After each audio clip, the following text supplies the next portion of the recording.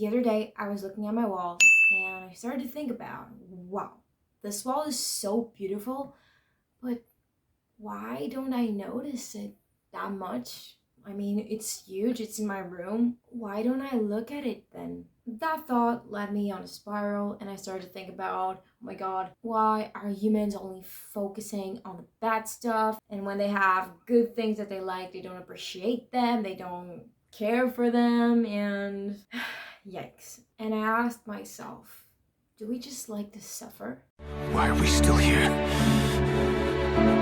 Just to suffer? Well, doing a quick Google search, I stepped upon an article by the American Psychological Association that actually explains a little bit of why do we run marathons? Why do we like sad songs? Why do we like to suffer and to hear things and see things that make us suffer? I'm not a psychologist, so I will not get that deep into it, but if you want to listen to the discussion that they have down below, I'm gonna leave it. The points that I took from that interview is that sometimes we like to suffer, and I don't mean like oh my god, I'm gonna suffer today, I'm so happy. No, of course not, but sometimes we need to suffer in order to certain things have like meaning to us. Obviously, we have goals in our minds. For example, when you go to the gym in the morning and you don't want to,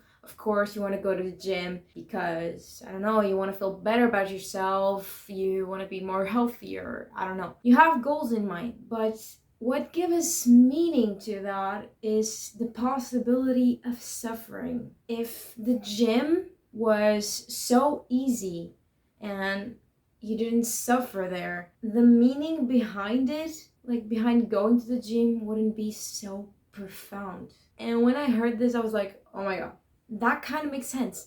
Because usually when you do hard things, or things that make you suffer or make you uncomfortable in a way, afterwards, the after part, you kind of feel better about yourself. You feel a little bit better than anyone, you know? I was listening to a video the other day and the person said, oh, I take cold showers because it kind of makes me feel better than everyone, you know? And no, it's not always to feel better than another person, but it's to feel better than yourself from yesterday, something like that. So basically, if we don't suffer, we cannot find meaning. And no, this doesn't work for everything. Of course, you can find meaning in things that don't make you suffer, but most of the things that we do include a little bit of suffering for us to feel better later. They also talk about in this video that most suffering brings people together. And no, it's not all the time. They give the example of a pandemic. Like, pandemics don't bring us closer. I mean, we had one not so long ago, and it definitely divided us a little bit more and made us less of a community. It made us like stay at home alone and don't communicate with others. So it's not all the time, but when something tragic or something bad happens to a family, to a community, it usually brings them together. And it doesn't have to be that deep. If you think about it, why do people like to gossip about bad stuff that happens to others so much, you know? And connect with other persons because, oh my god, I don't like that person. You don't like them too? Oh my god, let's be friends. We love suffering. It connects us, usually. Of course, it's very different when you choose to suffer for something, for example, like the marathon, like you choose to suffer in that way. But it's another thing when you don't choose, when one of your parents dies, a family member, I don't know. When you don't choose, it's very different, the outcomes. The psychologist, I think he's a psychologist, yeah, mostly talks about and focuses on the suffering that you choose to do. And you're probably asking yourself like, okay, what is the purpose of this video? What point do you want to get to? And seriously, I don't know. Sometimes I just have these thoughts in my mind and I want to share them with the world to see what other people think, if I learn something new from other people, you know? But basically, what I was thinking about is, okay, so suffering is part of our life. We're gonna suffer, okay? That's that's for sure.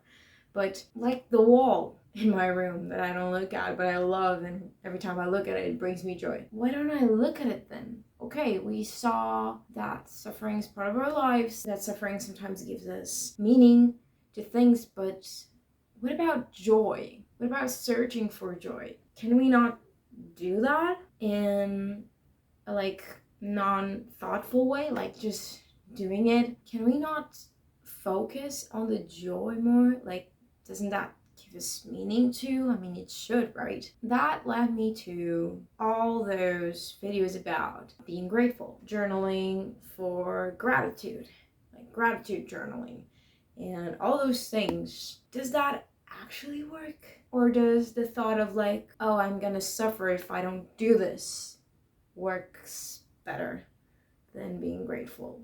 Okay, let's forget my messy room because I forgot to finish this video for some reason. So basically this video is just to say that I'm going to try 2 different approaches to see which one is better. So I'm gonna try a lot of gratitude practices and being grateful and enjoying my day and like, oh my god, I'm so happy to be alive, you know that thing? Yeah, I'm gonna try that in different ways, and then I'm gonna try to focus on suffering. And when I say suffering, it's like I'm gonna spend like a day or more, I don't know, trying to think, for example, oh my god, if I don't do this right now, I could die tomorrow and do nothing with my life, have that scarcity mentality in me to motivate me. So if you want to see that for science, I guess, I don't know, I will do 2 videos or maybe 1 video, and then I'll tell you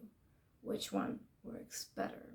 So yeah, if you like this video, please leave a like, comment, subscribe, everything like that.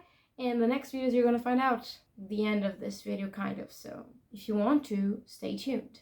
And